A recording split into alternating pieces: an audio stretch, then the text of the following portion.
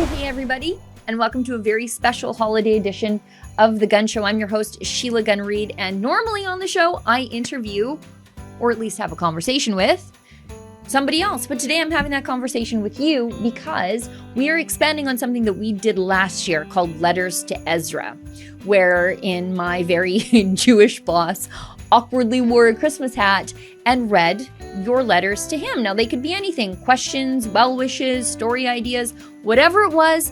The show was yours at the end of the year. And it was such a success that we expanded it so that we included me and David in it as well. Now, you might notice the background is a little different today. This is my frozen hellscape of a backyard. Yes, looks pristine and pretty, but it is I think it was minus 41 this morning when I went out, and I just ran out like 10 minutes ago and grabbed this picture so it would look a little bit more Christmassy than normal. Now, I would wear a Christmas sweater, friends. I would. But there's a problem. You see, the reason I was able to swap the background so quickly is I work in front of a green screen. And this is what happens when you have something green in front of a green screen. This is like a green can of something that I'm drinking. And my Christmas sweater, while I love it because it has an AR-15 on it, it's green, so I can't wear it. So, incidentally, as it turns out, I apparently dress Christmassy every day of the year because I matched the bucket of your letters that came to me. Now, your letters came to me yesterday via Olivia, who is the producer of all of our long-form paywalled shows, and she's an unsung hero at the network. I haven't read them. I printed them off this morning, and then I gave them to my kids who are home from school because it's so cold, the buses aren't running. And they printed them off and they threw them in this very Christmassy bucket, which also happens to be like very Sheila. I don't mean to be twinning with the bucket, but that's just the way I dress. So they printed them off and cut them up so they're each individual. I haven't read them.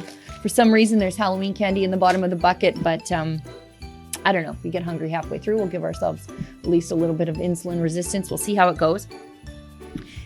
So let's get into it. Let's see what you had to say to me. I am looking forward to some questions that I will be answering unscripted and off the cuff. Let's go. Oh, here's a good one from William Smith. Although I imagine they're all going to be pretty good. All right. Okay. William Smith asks, how do you hold your temper and composure? I would begin with subtle name calling and then all out bashing their lack of IQ and humanity. You know, William, the mainstream media and my political enemies, whom I don't consider enemies because I think sometimes it feels like I'm punching down, while I make it a point to never, ever forget where I came from, my farm, where I live, I do realize that we are a huge network. And we represent, I think, like we call them the mainstream media, but I think we are the mainstream. I think we're the ones who are really truly representing the normals in what they call flyover country, in between all the people that exist in between downtown Toronto, downtown Ottawa, and maybe downtown Vancouver. It's a big country in between all those places. And I think we speak to those people. So sometimes when I want to fight with these people, and I am, if you know me in my real life, sometimes I can be, I don't want to say prickly, but maybe passionate about certain things. I remember, I can strike fear in the most powerful politicians in this country. Why do I care what some internet random guy thinks about me, right? And the mainstream media, as I was trying to say before I got off on, as David Menzies calls it, tangerine, they have this sort of boogeyman constructed of me in their heads. They think I'm wild and uncontrolled and uncouth. And so I just try not to be, because I'm really not that person. I don't like to be a self-fulfilling prophecy. It's a great question though, William. Okay, next one. Sheila Gunn Reid. Well, good news, that's me. Wishing you and your family the very best Merry Christmas and Happy New Year. We love all that you do. You really are a force. Well, thank you. This doesn't feel like a question coming on though. Thank you for what you are doing. It's great. Okay, well, here we get into some internet rumors about me that aren't true. But it's kind of fun that somebody might think they are. Is there any way you would release video from your early rodeo days and your days as an MMA fighter? Look, I've attended rodeos for a long time, and I hope those videos never surface. But on the athlete side, definitely not. And your days as an MMA fighter, you know what? If I were an MMA fighter, things would have ended very much differently for Dion Buse. And that is one of my great regrets, is not taking the opportunity to tie the guy who punched me in the face at the Women's March in a knot. But then the story would have been Rebel News reporter assaults male feminist ally at Women's Rights March. So I didn't. But I have often considered fighting my enemies in cage matches for charity. I would be open to that, you know. Anyways, let's keep going. Oh, more rumors. We hear you broke the 10-second wall for barrel racing at 3 years old, as well as starting your own blacksmithing company at 4 years old. My husband is obsessed with blacksmithing, by the way. We would also love to see some of the video of your days as an MMA fighter, too. Me too. Me too. You, Sheila Gunn Reid, are force, and we are darn lucky to have you at Rebel. God bless you. Brian Long, internet rumor mill. Next one.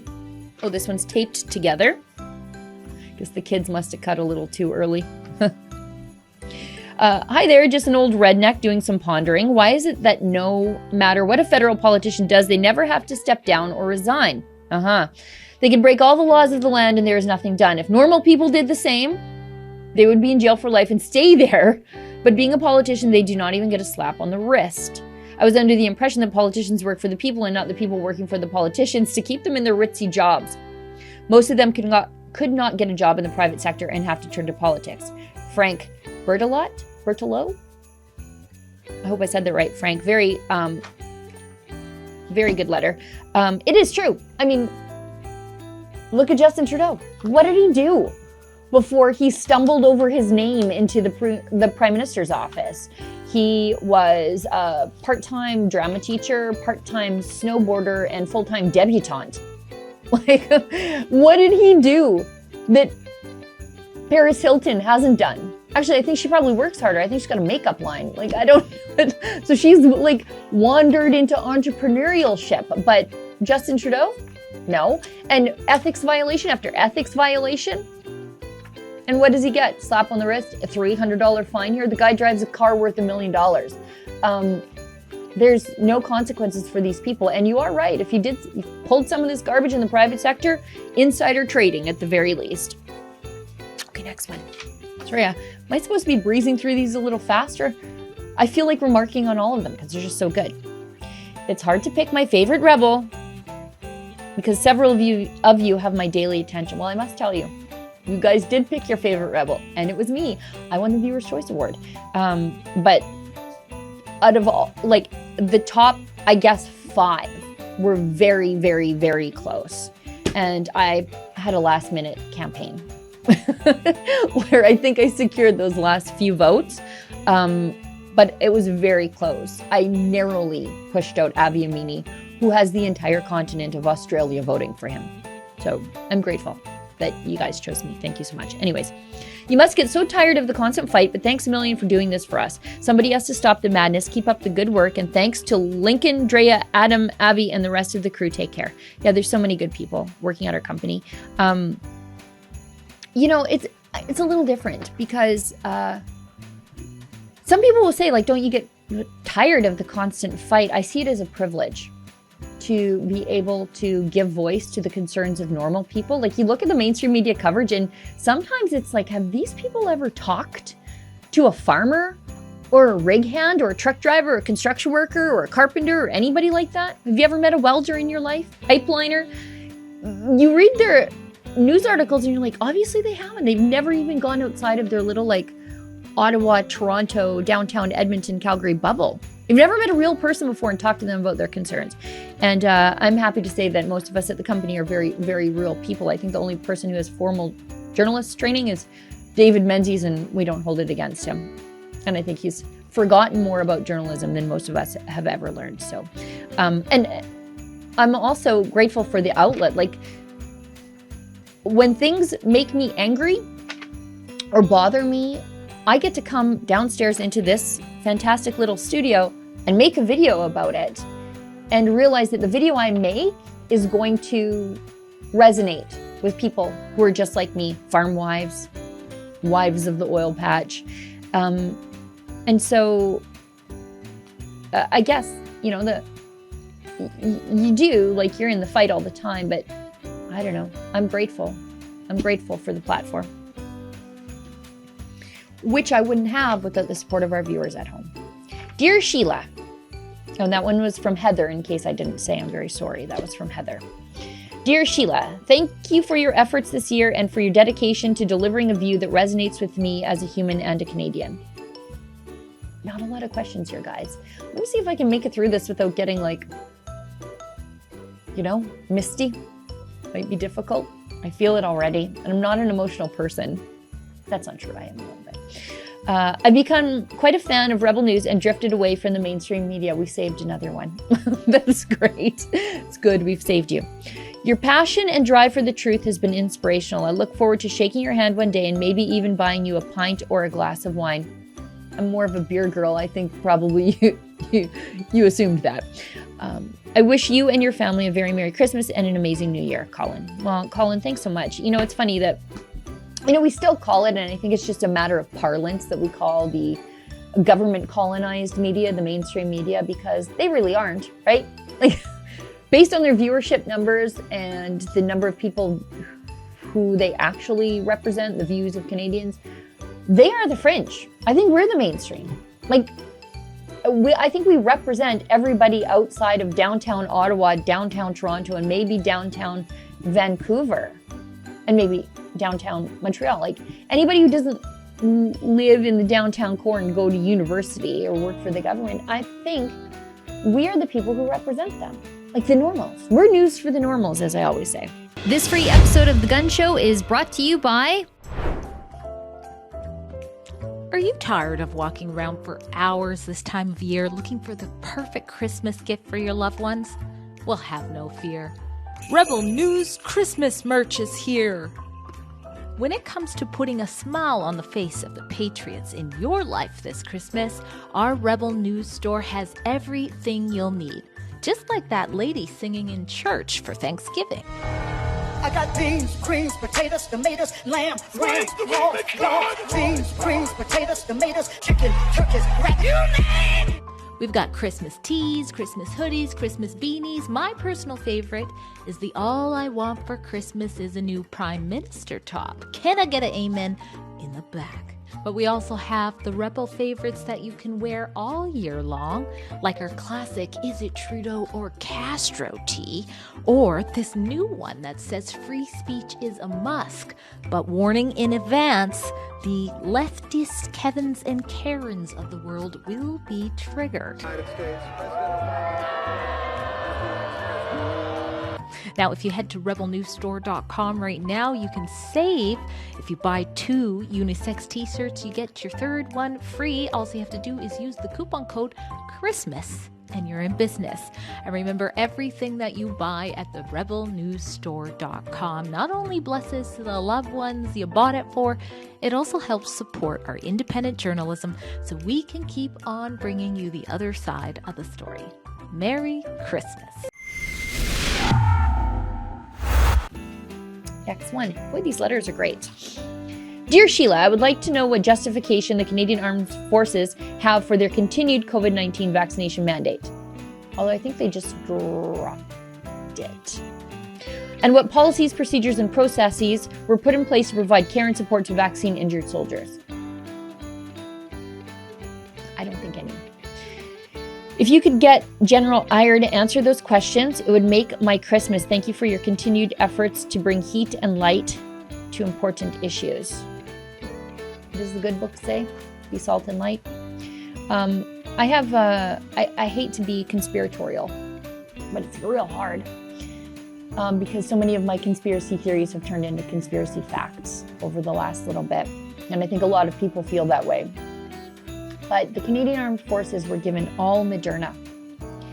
And I hate to think that they were a human experiment because right after that happened, we had enough reasonable data to say, don't give Moderna to young men, like in between the ages of like 12 and 30 or whatever the numbers were, but basically encompassing the majority of our fighting force. And I wonder if so many of them were vaccine injured after they were all force jabbed against unemployment with Moderna.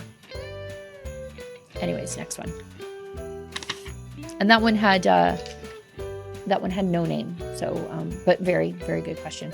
Sheila, I'm so happy to be able to have the opportunity to let you know how much I appreciate you and the work that you do at Rebel News. Keep it together, Sheila. You are relentless in your pursuit of the truth and fearless in your proclaiming of that truth. Beyond that, you're a master wordsmith, and I enjoy your cleverness and your humor. Thanks. I try to be a happy warrior, because sometimes the things we're talking about are just so awful or so terrible. And I don't like to make light of the situation, but I do like to poke fun at the people involved. I am also female, a proud Catholic, and an Albertan as you are, with the same Joan of Arc vibe. I don't know if anybody noticed. Actually, you probably didn't, because I try to keep the majority of my tattoos hidden, but my arm, the shoulder, is Joan of Arc. I pray for your safety in these interesting times, and I thank you for always carrying the banner high. In deep gratitude, Carol Burnside. Well, that's very nice.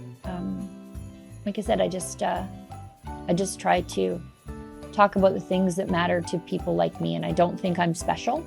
That's one of the things that I think is important. Is I don't think I'm special. I think I'm normal. I think I'm just like everybody else, and I think we all care about the same things: our family, paying the bills, and being left alone. Oh, here's a long one. Better get drink of coffee before I run out of saliva reading this one. Hi, Sheila. My wife and I have been home dealing with health issues since February and April, respectively, and during this time, Rebel News has provided us with a sense of commonality. My main concern has been, and not limited to, firearms control. In December of 2021, I took the Canadian firearms courses and passed, along with my 2 daughters. Nice. I did not obtain my PAL and RPAL until July of this year. It was an enormous length of time for me to renew. It's pretty much in time to be facing an import ban on handguns. Once I was aware of this August 16th ban, I purchased 2 handguns. Good for you. As of this letter, I'm still waiting for my transfers. Yeah. Firearms owners overwhelmed the CFOs to get the transfers. And yet the government thinks that Bill C-21 will help curb gun violence. Really? Here I am, a law-abiding trained license holder, and it would be easier to purchase a handgun illegally on the street. Yep. Makes no sense. Between my firearms courses and the courses that I had to take to join a gun range, the only place, by the way, that you can use your handguns, I have over 24 hours of training, but I don't own a gun yet.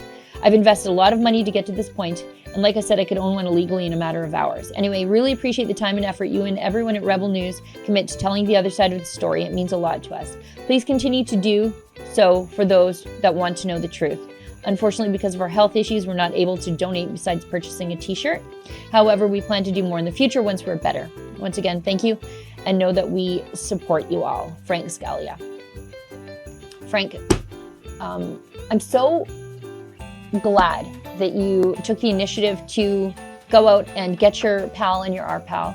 Just so, I feel like critics of guns should have to take the courses and go through the process so that you understand that law-abiding Canadian firearms owners are not your enemy. Actually, they should be your best friend, because if you're in trouble, you're going to need them. And if people who are critics of firearms ownership had to submit themselves to the same things that firearms owners do, I think they would change their mind about a lot of things, and they would realize that we're not the problem. And Frank, I do hope that you and your wife are both feeling better soon. And if you want to support us, one of the best things for you to do is just to share our stories far and wide. If we want people to know the truth, and we have to make sure that truth is in front of them. Let's keep going. Dear Sheila. Oh, I know who wrote this. It's from my friend Robin Boleski. He's a teacher. And I run into him at protests sometimes. Sometimes he sends me emails. And Robin, if you're watching this, please know I read your emails. I just get so many, it's so hard to respond. But I do appreciate your emails where you're just cheering for us to fight on. And your kind messages to me all the time. I really do appreciate that. And anybody else who sends me emails like that, I do eventually get around to reading them all. But please know it's very difficult to respond to them all. But I do read them and I appreciate all of them. Dear Sheila, I cannot thank you enough for your hard work, your dedication along with your colleagues, doing that incredibly hard work of telling the other side of the story. Guys, there's not a lot of questions in here, just a lot of mutual appreciation. Anyways, let's keep going. Our 2 young children and myself remain healthy and unvaccinated thanks in part to your advocacy. I'm the only teacher in my inner circle that did not take the jab. I admire your professionalism, family values, toughness, and your sense of humor. You are an unsung Alberta hero, a strong, independent, beautiful, conservative woman. The world needs more of your type. I know you're Catholic, so I wanted to say God bless you and your family over this sacred time of the year. I pray you all have an abundance of health, happiness, peace, and prosperity in 2023. Once again, many thanks for your hard work in fighting the COVID cult. Robin Boleski. Well, Robin, that's very nice. And the same to you and your family. And I know that it's very hard for you and your family. You were isolated and alienated and demonized and treated like you were subhuman. But at the end of the day, you've prevailed, and the government knows, above all else, that they cannot control you. Okay, next one. This one is from Megan. Dear Sheila, Merry Christmas. Oh, this is a great one. Takes me back to 2016. This is some of the funnest work I ever did. Cold. As cold as this, by the way. Dear Sheila, Merry Christmas. I first met you on the steps of the Alberta Legislature during the Bill 6 rally. That was when the Alberta NDP crazily tried to put like banker's hours on Alberta family farms and said that kids couldn't work on the farm. Yeah. Again, have these people ever like met a farmer or a farm kid?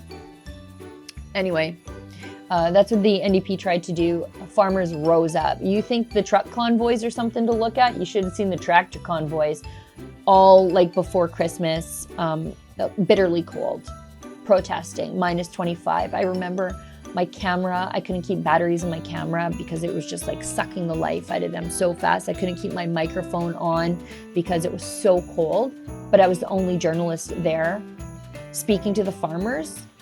And I felt like that was really when it clicked for me at Rebel News. I'd been here, 6 months or something. And,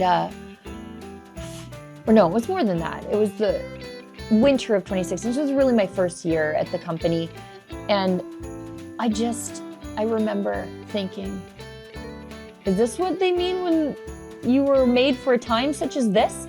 Because I'm an independent conservative journalist and I'm a farmer. I understand this issue exactly. Anyway, enough from me. Let's go back to Megan's email. My now husband and I were college students that couldn't, oh, that's so cute, you guys got married, that couldn't imagine what the woke government was trying to do to us farmers. I've been following Rebel News since. I was so appreciative of Rebel News' coverage of the Freedom Convoy in February. Well, you farmers did it first, didn't you?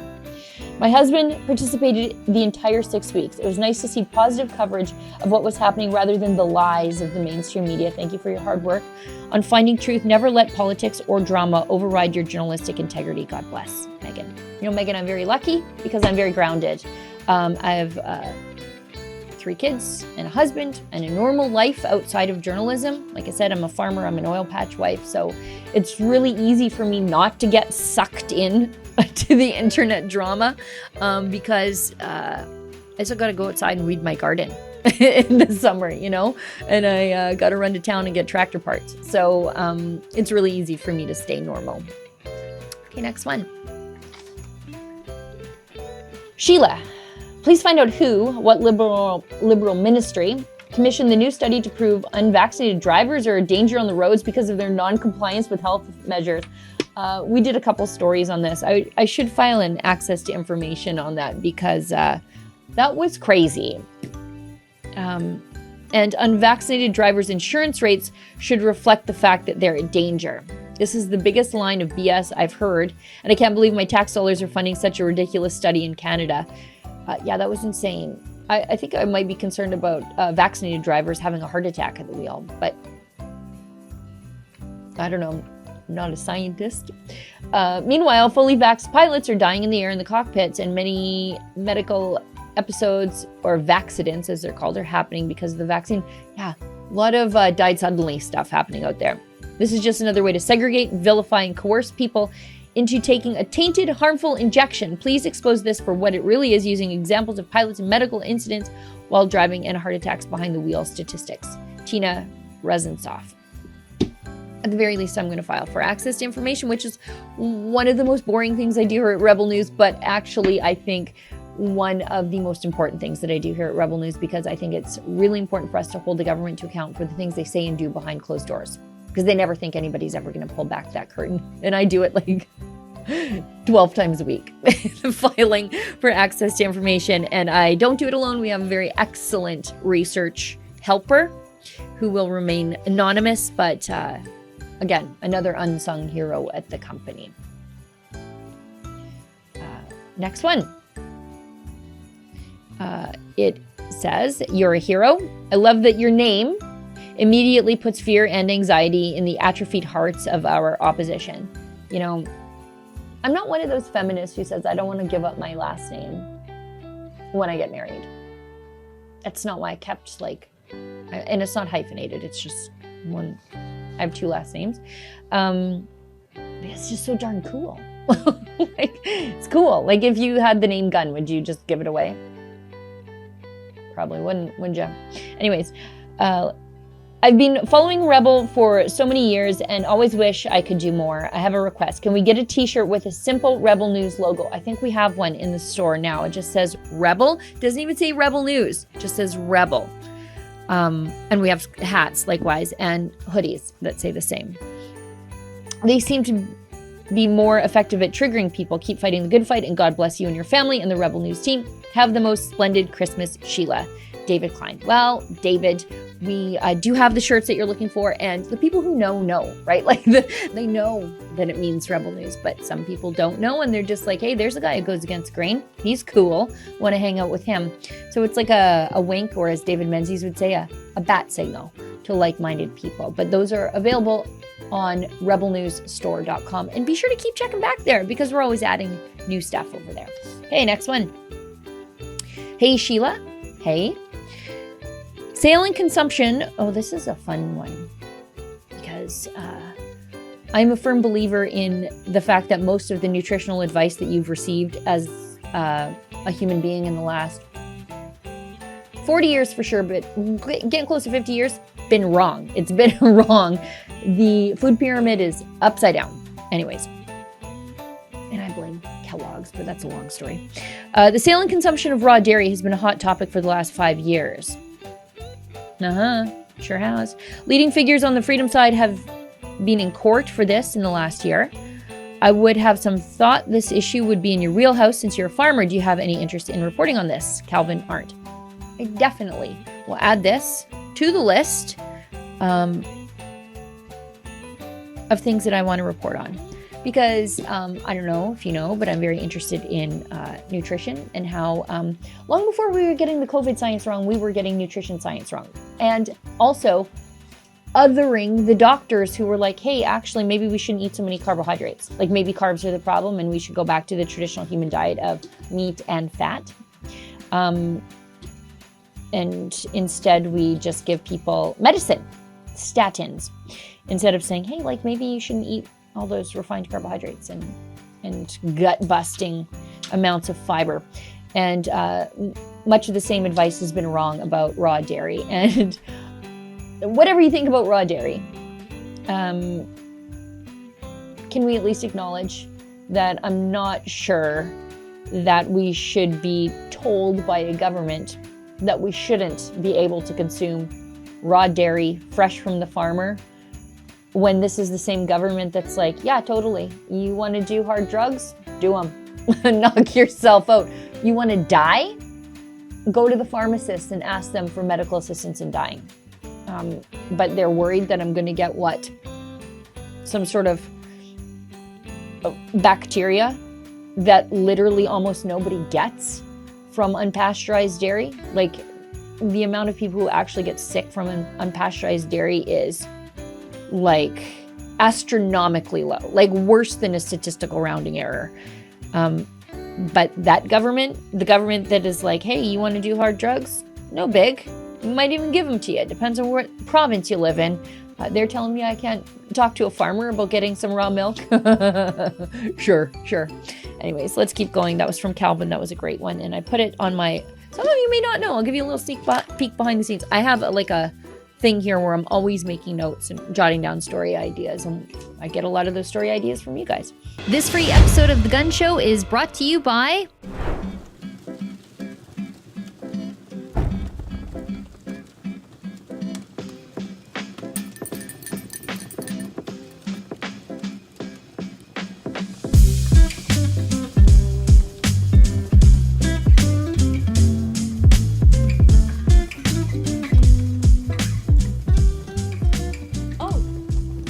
Hey, how's it going, folks? You know, when I was a child, all I wanted for Christmas from Santa were Barbies and clothes, and, you know, being an adult trapped in a liberal-led inflation period, all I want for Christmas is a new Prime Minister. Get yourself a nice, warm Rebel toque or one of our gorgeous holiday mugs. Go to rebelnewsstore.com to get your Christmas merch today. Buy 2 unisex tees and get 1 free if you use the code CHRISTMAS at checkout. Don't wait any longer to get that amazing gift for your loved one. Next one. Whatever happened to the former military officer out of Alberta that was anti-lockdown and had a real plan to handle the pandemic? That is, last name is Redman. I'm going off the top of my head, but I think it's Redman. I think he was head of emergency planning in Alberta a few years back. He made a lot of sense. He fell off the radar after about 6 months to a year.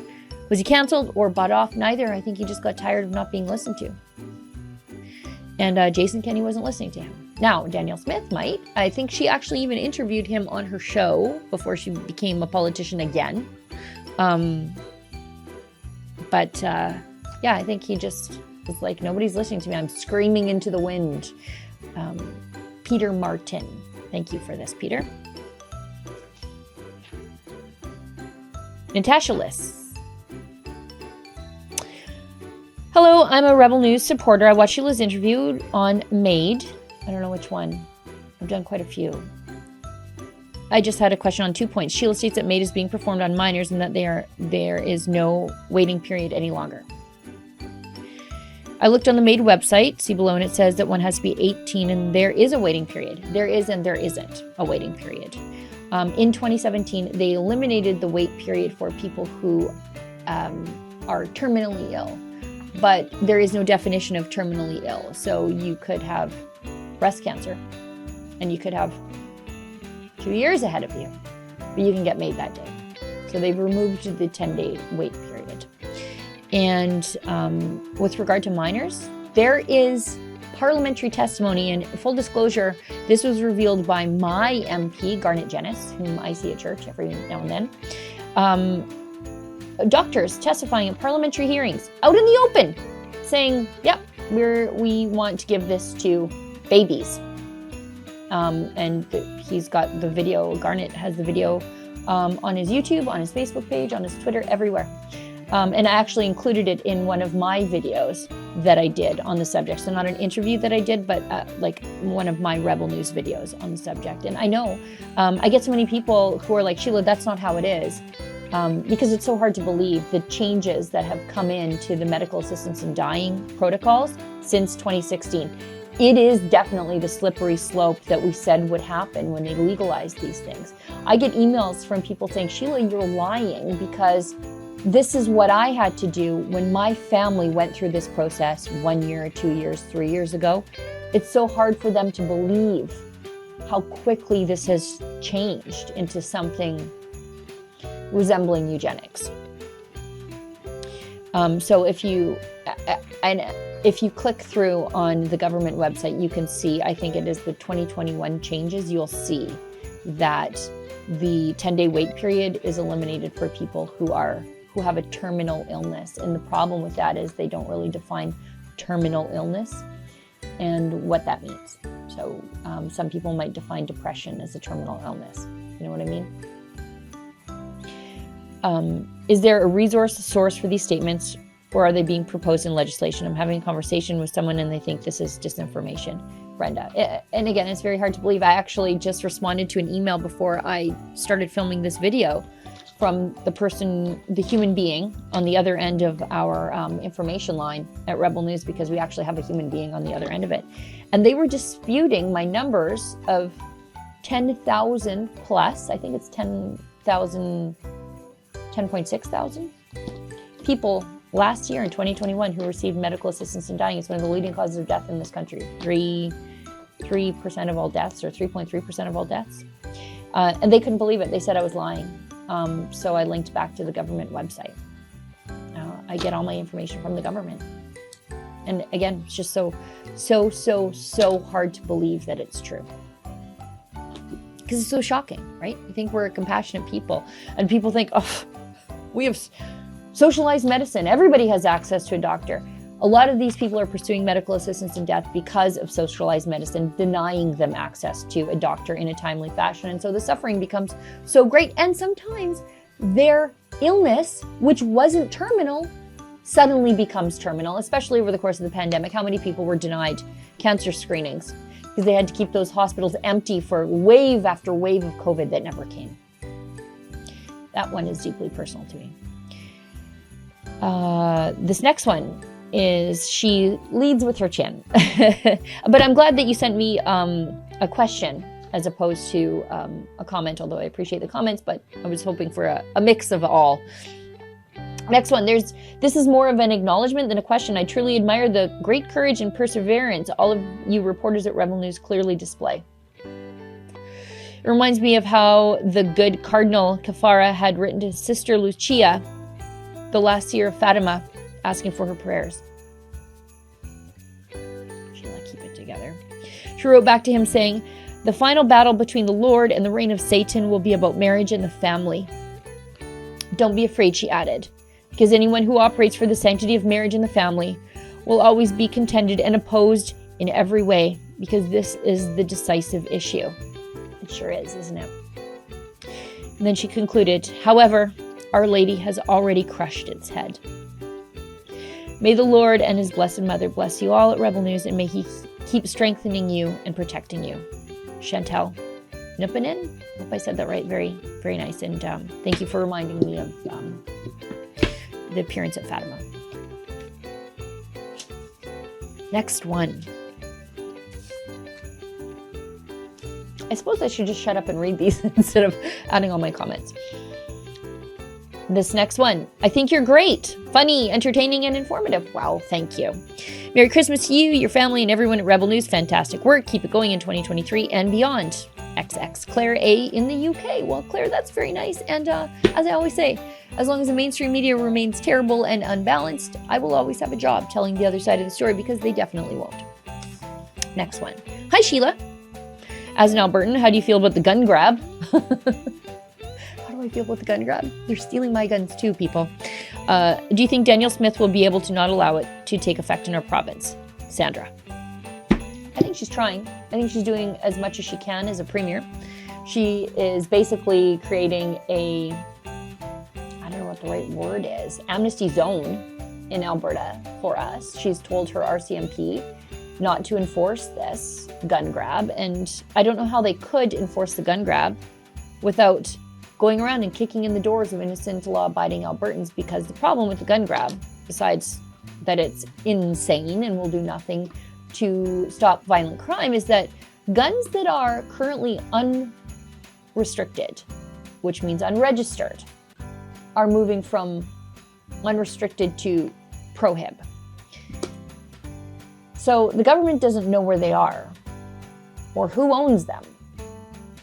So what are they going to do? Just go down the roll of people in every single neighborhood who have a PAL or an RPAL and kick in their doors and take their varmint gun? Is that what they're going to do? Take their SKS? I don't see another way for them to do this. And, to her credit, Danielle Smith is doing what she can to stand up for law-abiding gun owners. It's gun culture in this province that maybe other provinces don't quite understand. And I don't think they understand Alberta culture in general. But on the flip side, the Calgary City Police said that they are going to enforce the laws as they come down from the feds. So if you're living in Calgary, maybe consider moving to Airdrie. You know what I mean? Anyway, let's keep going. Thank you for relaying the stories in a poignant and often witty way. Well, like I said, I try to be a happy warrior. I enjoy listening to you. You reveal information I often don't know, and I appreciate listening to you. Wish you were back to broadcasting at lunchtime. Merry Christmas, Suzanne. Stay tuned. We took a break from our lunchtime live stream. We are coming back with the live stream in the new year. We are just finalizing the details of what that's going to look like, and who's doing what when. Probably going to be a lot of Sheila, though. So if you like me, you're going to get your fix. And I think we're just evaluating the times. So stay tuned. And I do get a lot of emails. A lot of people saying like, hey, where's our noon live stream? I know some of you didn't catch it when it was live, but I know a lot of you watched it afterwards. And I'm happy to say that we were missed. Feels good. Dear Sheila, I sure would love to meet you in person. Have you tried haunting a farm supply store? Because you'll probably find me there. Anyways, the problem is that my friends are afraid of driving into, I know who this is. Driving into the city where a Rebel Live event is happening. Just once, it would be nice if you came here to Radway, just north of me. How I would treasure having coffee with you, Bruce Atchison. And normally, Bruce, you sign your emails with an acknowledgement of your cat. I do love Radway, by the way. It's the home of one of my favorite Army surplus stores. And if I'm ever in Radway again, and I'm sure I would be, because again, home of my favorite Army surplus store, I will drop you a line. I've got your email, Bruce. Thanks for the invite, by the way. Thank you for all you do. One topic I never heard anything on was about not being able to fly with a negative COVID test. Didn't hear anything on that? We talked about it quite a bit because it didn't make any sense, right? Like, you can fly with someone who's vaccinated and like active in COVID infection. But if you were unvaccinated with a negative COVID test, you couldn't get on a plane because science, and science strikes again. If you were unvaccinated and you took a PCR test that was negative right before your flight, you could not fly. What's the science in that? Yeah, I know.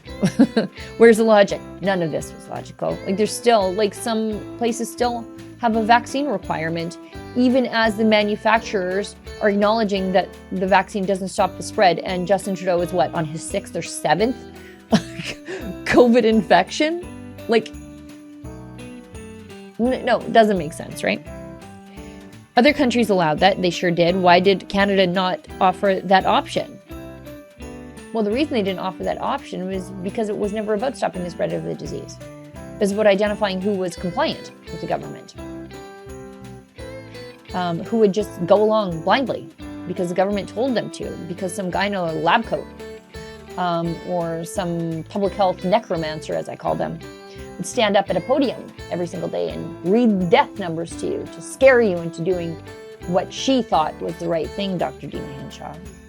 Anyway, why was this not highlighted over and over? How come nobody mentioned it at the Emergencies Act inquiry? Because the Emergencies Act inquiry was an inquiry into the government's actions, invoking the Emergencies Act on the convoy. It really wasn't all that much about what precipitated the convoy itself. Why was this so overlooked? Weird. Hopefully you could cover that. Thank you, S. Hill. We did talk about that as the vaccine mandates were being imposed on people at the airport like so long ago, when most of our staff were banned from flying and other ones didn't fly to show solidarity with their unvaccinated colleagues, which is something I'm really proud that our team did. Let's keep reading. It looks like we got 2 left. This is the second to last one, and then I guess all the Halloween candy we can handle. Let's keep going. Howdy, howdy, SGR. David Menzies always calls me that. As you know, well, I'm not sure I did, but I do now. I've been your biggest fan since day one. One of these days, I hope to meet you in person. Again, try haunting a farm supply store. Just stake it out. Find a PV Mart. Just wait. I'll be by. The very best to you and your Rebel family and more. So your actual real family here in God's country, Alberta. You're still the best, as always. Have an awesome Christmas and a great 2023. Rob F. Sloan. Wow. It's very nice of you, Rob. Thank you so much. Yeah, special thanks to my family who put up with all of my nonsense and just the time I put into my work here at Rebel News. And, I'm not often concerned for my safety, but I wonder if sometimes they aren't, or they are. Next one. Last one. And I read these in no particular order, just randomly pulled out. So if you're the last one, don't feel bad. Merry Christmas and a joyous New Year. Now for my question. As an oil field worker and a former farmer, my people, I'm wondering if our provincial government in Alberta is doing enough to protect our natural resources from the federal government. They seem to be doing everything to keep, the feds, seem to be doing everything to keep our resources from markets that are hungry for them. Should the province do more to ensure a sustainable industry for many years forward? Reg Porter. Reg, again, I am always open to being disappointed by politicians. That's what they do. I mean, it's what Jason Kenney did to all of us. But so far, so good with Danielle Smith. She's working hard. I know that she sent an MLA to sort of liaise with some of the Western governors in the United States and see what sort of partnerships we can build there. But a lot of the reasoning behind the Sovereignty Act isn't just the gun grab, it isn't just the carbon tax. It's allowing Alberta to be prosperous within Confederation, and when they are blocking our pipelines and not approving our projects, they being the feds, that's not their role. We have control over our natural resources. We, the people of Alberta, own them, and it is incumbent on the government to maximize their value for us. And so I am so far confident that she is doing everything she can, Danielle Smith, to do that for us. But she's a politician and also a human being. And human beings are flawed, and I'm optimistic, but also realistic. Well, everybody, I think that's the bottom of the pile. That's it. We did it. Thank you for sticking with me during this very long show. And thank you for sticking with me during this very long year. Although it seems like it just flew by. We had so many fights for freedom and so many interesting stories. And it seems like it was just the end of 2021. And all of a sudden, here we are at the end of 2022. I just want to thank everybody at home sincerely for their support of the work that we do here at Rebel News and their kind messages. I'm kind of speechless, and I communicate for a living. So look what you did to me, you guys. But we truly couldn't do any of the work here without the support of you at home. We rely on your generosity and not just your financial support, but your moral support. It does really fill up the tank and keep us going throughout the day. And we know, sometimes being willing to maybe not agree with us here at Rebel News, but just listen to us and treat us fairly, that's an act of rebellion too. Well, everybody, that's the show for tonight. Thank you so much for tuning in. I'll see everybody, I guess, back here in the same time, in the same place next year. And remember, don't let the government tell you that you've had too much to think.